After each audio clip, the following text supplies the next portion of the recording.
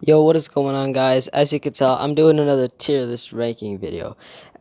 And due to the amazing reception of the last one, I decided I might as well do another one. But this time, I'm doing a franchise that got totally anus fucked. So yeah, basically, I'm just going to be going in reverse chronological order. What?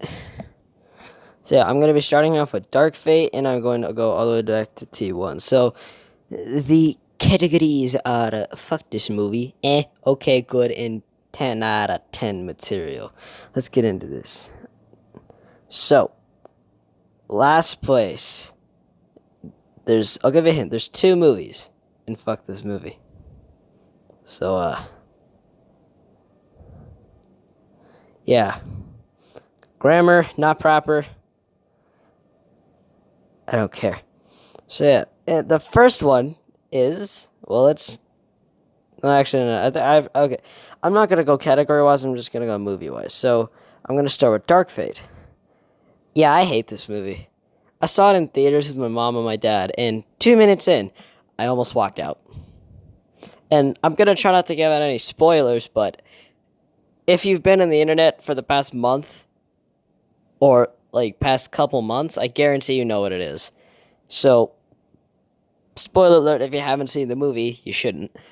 John Connor dies. And it's not like some heroic sacrifice to stop Skynet. No, he gets killed like zero point 0.5 seconds after T2. In other words, what I like to call it, they pulled an Alien 3. And even if you erase that, if that was erased from my memory, I still wouldn't like this movie. Because, number one, the story makes no sense. I had like this rant in my brain while I was in the shower. I'm a weird kid. I talk to myself. Shut up. I thought, okay, there's no fate but what you make for yourself, but the future is written in stone. So, if Kyle Reese, okay, in this timeline, there is no Skynet in the future. So, how would there be a resistance against Skynet in the future to send back a human, Kyle Reese in this fact, to get Sarah Connor pregnant to give birth to John Connor? In this timeline, John Connor wouldn't exist. What? It makes no sense. Since there's no Skynet, unless there's no Skynet. There's basically Skynet. It has a name. I don't remember the name, so I just call it Skynet 2. And the special effects are garbage. They're terrible. There's two things positive about this, or three things. I don't remember his name, but he plays the Rev 9, and I like him. He's pretty good in this movie. And obviously Arnold's amazing, but that's not really a positive since he's great in all the movies, besides the ones he's not in. And I really, really like the soundtrack for this movie. Well, at least the main theme slash score. That was probably one of the better ones since T3 and Salvation and Genesis all had pretty shitty themes. Especially T3. No, especially T3. I was thinking maybe Salvation, but I guess that fit more with the tone of the movie. So, yeah, I really hate this movie, and it's garbage. I posted on Reddit about it, and I said how much I hated it, and I got a lot of, like, feedback, and it was mostly positive. The other one in fuck this movies is Genesis. This movie is also garbage, but unlike Dark Fate, it has no positives. I hate everything about this movie. It makes no sense, and honestly, this movie is more of a mindfuck than Seed of Chucky. So basically, it's like it's like a prequel, a sequel, a reboot, a remake, and a reimagining all at the same time. It's just so weird. It's basically Kyle Reese and Sarah Connor. Like the first movie is basically erased. Well, actually, all of them are, and it's kind of it's like I'm struggling. I'm thinking, man, I'm struggling to describe this movie. It's that confusing. If you really want to know what this movie is about, well, you're probably never gonna know, but watch it. Just watch the movie. It's honestly stupid. I think it's mostly about obviously John Connor sends Kyle Reese to save Sarah Connor, and then somehow for some reason someone sent back a Terminator into the 1970s to protect Sarah Connor when she was a child, so that in the 1980s he would be there. But I think this got explained sometime in the movie, but I probably just didn't care enough to listen. So I'm thinking that they at one point explained and told who actually sent the Terminator back to the 1970s to protect Sarah. Oh, by the way, the Terminator's in this movie, his name is Pops. And everyone is saying, oh, rip Pops. I'm just like, no one gives a shit about Pops. He's stupid. There's John Connor is also kind of getting brain fucked in this because he's a Terminator. But no, he's not like a T. He's not like half T. He's not like Sam from Salvation, which would actually be cool. He's like the T-9000 or something. I don't know. That's like putting the number 9,000 after every invention, kind of like Sandy Cheeks. I don't know, the Roboticus 9001. And he looks terrible. The design is garbage. Also, there's a human embodiment of Skynet. Why? This never gets explained. It's just there to turn John Connor to a Terminator. And John Connor is supposedly the strongest Terminator, and people apparently saying he is, but he is so easily beaten. It's hilarious. And I hate this movie. I can't find any positives. The special effects are garbage. The performances are terrible. All of them. Besides Arnold, of course. I think some of the action sequences are fine. Sorry for leaving the screen. But, yeah, that's about all I can think of. And now, Salvation. I know that, okay, this movie has recently got more of a cult following, sort of. Like, people have kind of warmed up to it and said, oh, it's not that bad. And I've always liked this movie. Of course, it's not 10 out of 10 material. It still has problems. Like, sad thing, this is the only Terminator movie without time travel. The only one. That's pretty sad. And I like it. I like it a lot. I like the apocalyptic feel. I like how there's like no bright colors. It's all dark and it really adds to that tone. It's more of a war film than a Terminator film. It's just think of it as a war film with robots. So, yeah, it's basically a Terminator movie. I really like that it isn't all about John Connor until around middle of the movie, and then it starts to be more focused on John Connor. But I think the worst aspect of this movie is I think that this movie had a lot of ideas, but I feel like it didn't utilize them well enough. I think that Sam... Wait, no, his name isn't Sam, it's Marcus, goddammit. The actor's name is Sam. Sam Worthington. And Sam Worthington's pretty good in this movie. His performance is a little bland, but, I mean, he's a robot, so what do you expect? I'm trying to think. I don't know. This movie doesn't really have a lot to it. It's simple. It's very simple, and sometimes simple is good. But obviously I like the ending, like the climax. I like that it. I almost said it took place in a boiler room. Wait, does it? I don't know if that's like. I'm dumb. The movie's not as bad as I'm making it out to be. I'm just dumb. I really like that this movie uses CGI because. In the original movie, okay, I'm not saying I hate practical effects. I love them. I actually like them more than CGI. But in the original movie, they used stop motion, whatever, claymation, and it looked really weird. Of course, some of the times they used the actual like animatronic, but it was really janky. And in the second movie, they didn't use the animatronics. Well, they didn't use like a Terminator animatronic. Because what would they have used an animatronic liquid metal?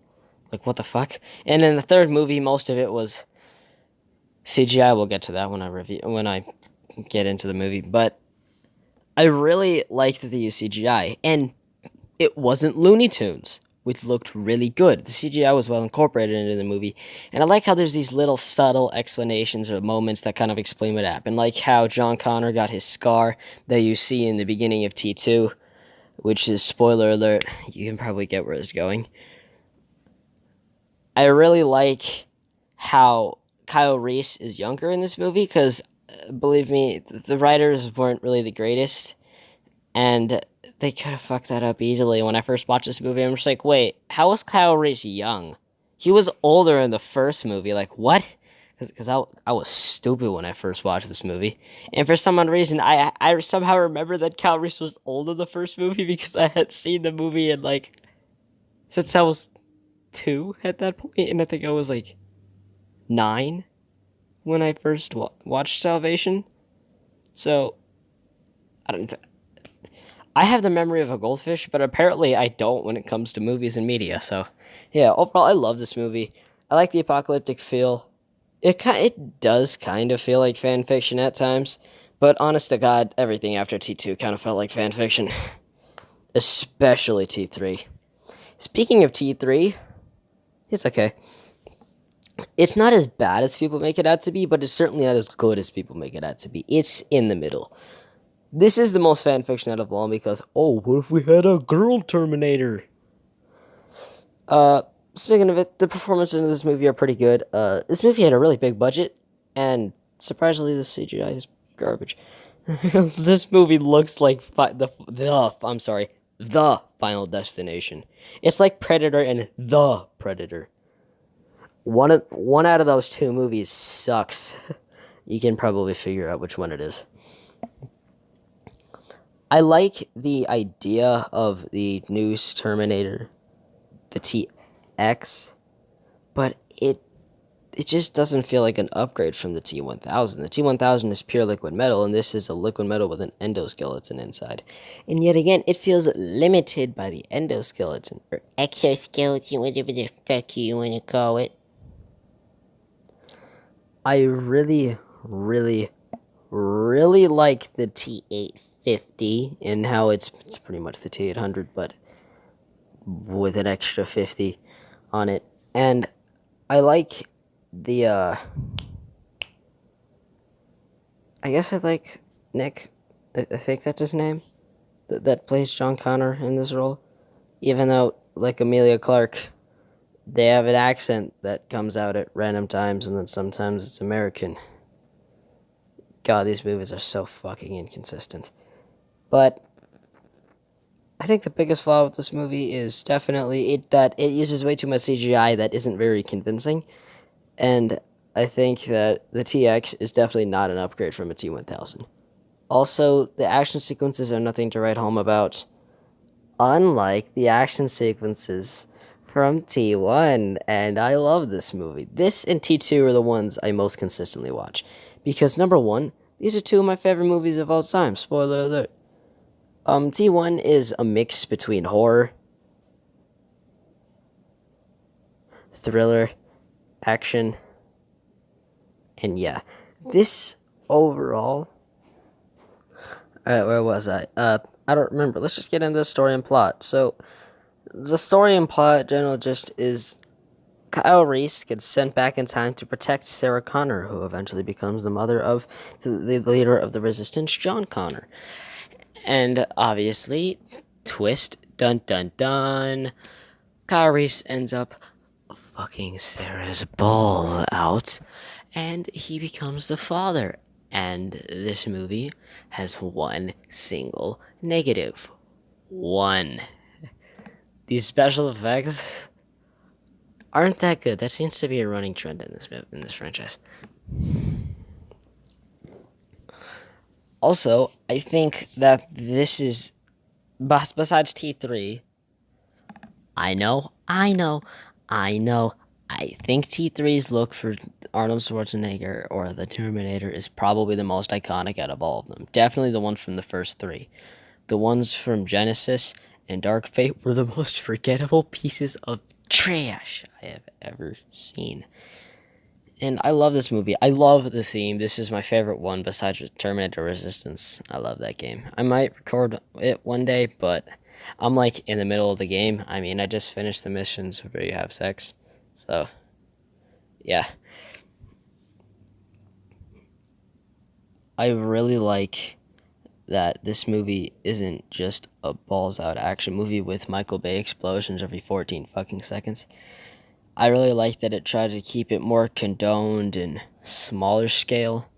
And T2 kind of did that. T3 definitely didn't do that. T4 sort of did that. Genesis 100% didn't do it, and neither did Dark Fate. Oh yeah, I'm kind of noticing a trend. The first two movies were good. Second two movies were okay. Last two movies were complete dog shit. And speaking of the first two movies, the sequel.